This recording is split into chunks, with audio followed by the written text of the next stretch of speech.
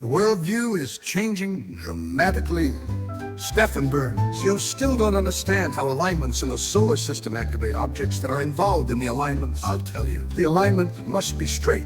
The straighter the alignment, the stronger a certain dark energy is activated. It's about energy that physicists still don't understand. The energy that the nuclei of atoms recycle. In the nuclei of atoms, there are congestion areas of energy that is scattered into space, which recycle the dark energy that is scattered into space, which creates particles that are being registered, such as electrons and photons, which are still composed of energy that is scattered into space.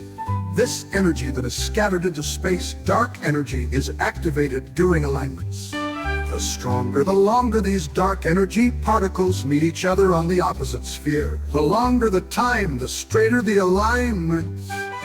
January 4th, Saturn was directly behind the center of the moon.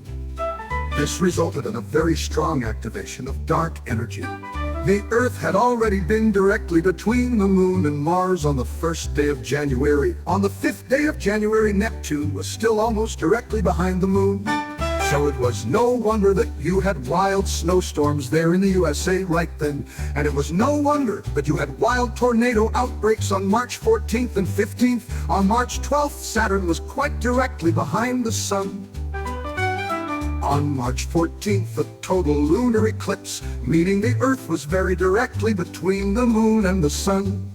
Just a few hours earlier, the Earth had been between the moon and Saturn.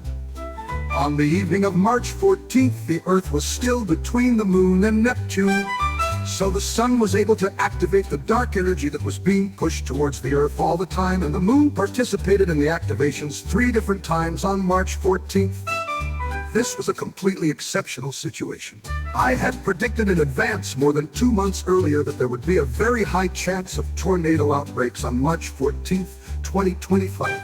And you in the USA had wild storms and a lot of really strong tornadoes at that time. I also predicted volcanic activations and earthquakes. I predicted that earthquakes would occur with a delay because the Earth's internal pressure increases steadily during the alignments and is released unevenly. On March 19th, Neptune was still quite directly behind the sun. So we don't have to wonder why there have been so many of these earthquakes now. There is nothing surprising in that. Either that the sun has been very active after these alignments in mid-March. In May, the sun and the Earth will be activated strongly again, especially the Earth. Between May 16th and 19th, Uranus will strongly activate the Earth and the sun from the solar background area between the moon and Mars. As soon as the 19th, Google Savarinen and read more. Uzi Suomi blog or Facebook. Love, love, love, love, love, love, love.